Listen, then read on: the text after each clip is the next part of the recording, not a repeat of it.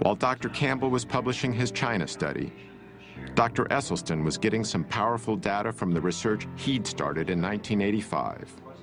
He began with 24 patients, but 6 had dropped out in the first year, leaving him with a total of 18. At the end of 5 years, we had follow-up angiograms, and 11 of the group had halted their disease. There was no progression.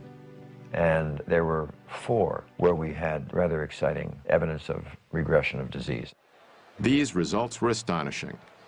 The diet produced something that medication and surgery never had before: actual reversals of heart disease. The biological mechanism that caused these reversals centers on the lining of our veins and arteries, the endothelial cells. They are the absolute life jackets of our blood vessels. You're young and you're a teenager, you're healthy. You could spread those out 1 layer thick and you'd have something that would cover 6 or 8 tennis courts. In 1988, scientists discovered that endothelial cells manufactured the gas nitric oxide. Well, what does nitric oxide do? Nitric oxide keeps our blood flowing smoothly without being sticky. It also helps to dilate constricted blood vessels during physical activity and inhibits the formation of plaque. And most importantly, nitric oxide is a powerful force for eliminating the inflammation that seems to go with this plaque. However, scientific tests have demonstrated that when we start eating the typical Western diet, our endothelial cells are damaged. When you're getting to be in your 40s and 50s and 60s and you've been slaughtering your endothelial cells, you don't have those 6 or 8 tennis courts. You may be down to 1.5 or 2, and they can't protect you. Yet according to Dr. Esselstyn, when we begin eating a whole foods plant-based diet, the damage to our endothelial cells not only stops, it starts to reverse.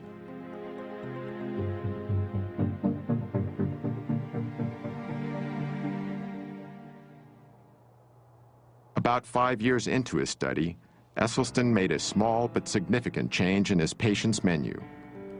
It started in 1990, when he read the glowing review of Dr. Campbell's China study in the New York Times.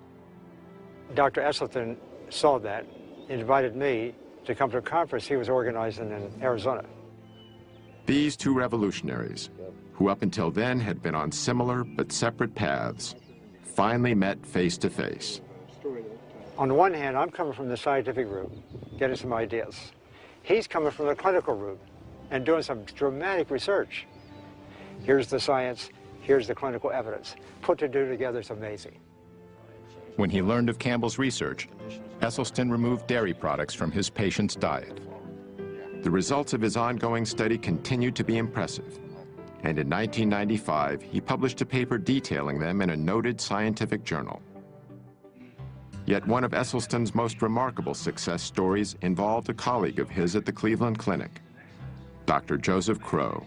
Actually, I was active, healthy, very busy, mid-40s, absolutely no risk factors at all for any heart problem.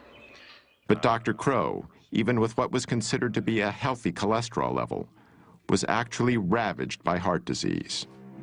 This angiogram, taken after his first nearly fatal heart attack in 1996, shows how badly damaged one of his coronary arteries was. This angiogram was done after less than 3 years of entirely dietary treatment.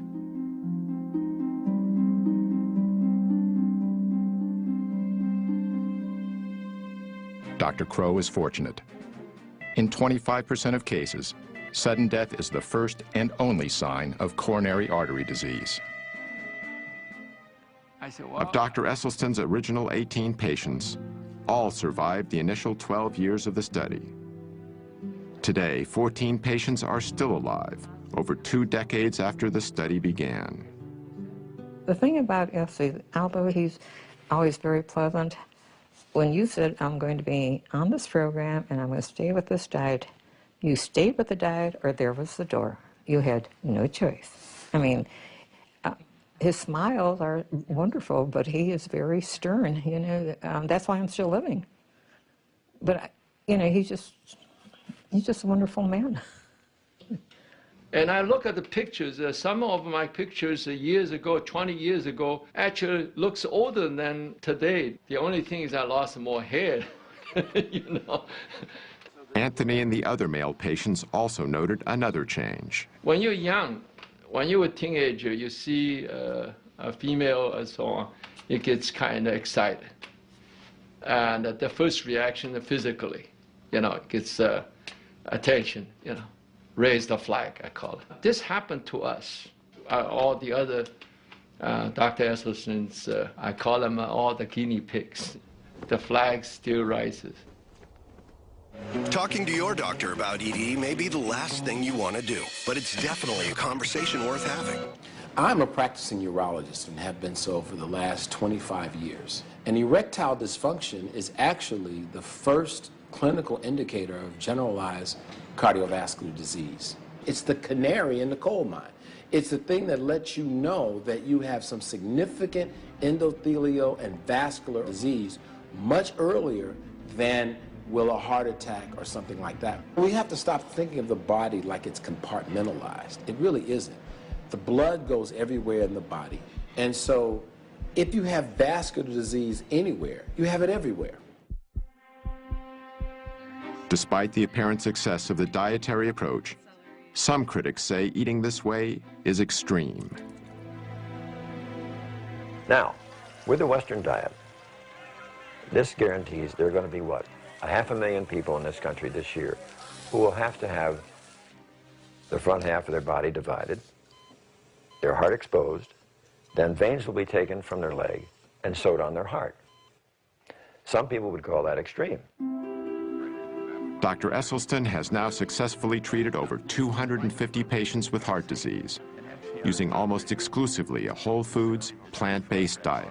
Heart disease, as far as I'm concerned, is an absolutely toothless paper tiger that need never, ever exist. And if it does exist, it need never, ever progress.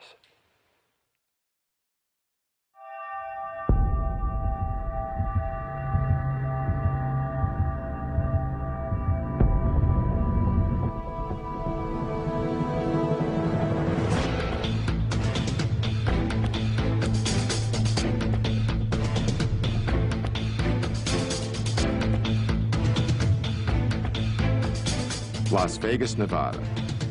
At the Extreme Couture Gym, we found an extraordinary plant-based athlete, Ultimate Fighter champion Mac Danzig. In the mixed martial arts world, strength, toughness, and endurance are of paramount importance, and Mac has them all. I had cut dairy out of my diet when I was about 18 years old because I had a ear, nose, and throat allergy to dairy, and I was getting a lot of ear infections and things like that. So when I cut that out, really the only thing that was separating me from having a vegan diet was chicken and fish. So I was just eating that for years, and I was eating it because I thought that I needed to, because everyone tells you, you know, if you're an athlete, you need, you know, at least chicken and fish in your diet for protein. You know, something that's just one of the myths that's been perpetuated for a while. All it took was me cutting the chicken and fish out, and I did it cold turkey. I think a lot of people, stereotypically speaking, think someone that's a vegan is like some skinny, hippie type of person. And, you know, I'm not necessarily trying to break the stereotype. I tried the diet for my own personal reasons, and it worked for me. I feel like I have more energy now that I don't eat the meat products, and I also feel like I recover better in between my workouts. I'm not trying to be part of some exclusive club or anything like that. I'm just doing my thing, and you know, don't plan on eating meat or dairy or anything like that for the rest of my life. This guide is called the Type A Planning Guide. Now, it includes foods that are found in the basic 4 food groups, because we are concerned about the total daily needs, and this is a part of it. We must serve 1/2 pint of fresh fluid milk to provide calcium, riboflavin, and the other nutrients that are needed for our children. For decades, the dairy industry and U.S. government have been saying that milk is good for our bones. While all whole foods contain calcium, an essential nutrient for bone health, it is argued that we need the higher amounts found in dairy. Children and aging women in particular have been singled out to drink more and more and more milk. What do you think the most important nutrient we get from dairy products is, like milk?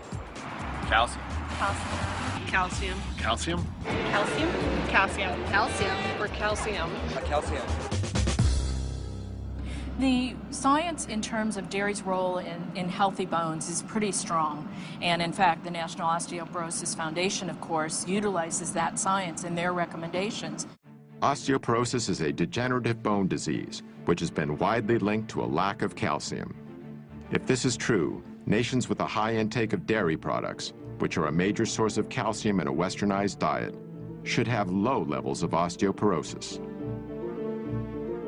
But according to a study done by a distinguished Harvard researcher, nations with high levels of calcium intake tend to have high levels of hip fractures, which is a key indicator for osteoporosis. And so, in fact, the higher the dairy consumption, the higher the rate of osteoporosis. Exactly the opposite of what the dairy industry has been telling us for so long. One of the primary mechanisms for that is that animal protein tends to create an acid-like condition in the body called metabolic acidosis. To combat this condition, the body draws upon its most readily available acid buffer, namely calcium in our bones. As the calcium is extracted to neutralize the excess acid, our bones are weakened. In defending the health benefits of milk, many national health organizations now recommend that we consume low-fat dairy products. It can be milk, it can be yogurt, it can be cheese, it can be anything made from milk. But again, the important message, it's a message that comes from the American Dietetic Association, the National Osteoporosis Foundation, cancer, heart. We're all in the same page. It needs to be low fat or fat-free. So as the fat is taken out, the protein becomes a larger proportion of the total. So they become higher in protein, lower in fat. And when we compare these high protein, low fat milk products, for example, with prostate cancer, the relationship is as strong as it is for cigarette smoking and lung cancer. Most of these animals here are what we call heifers.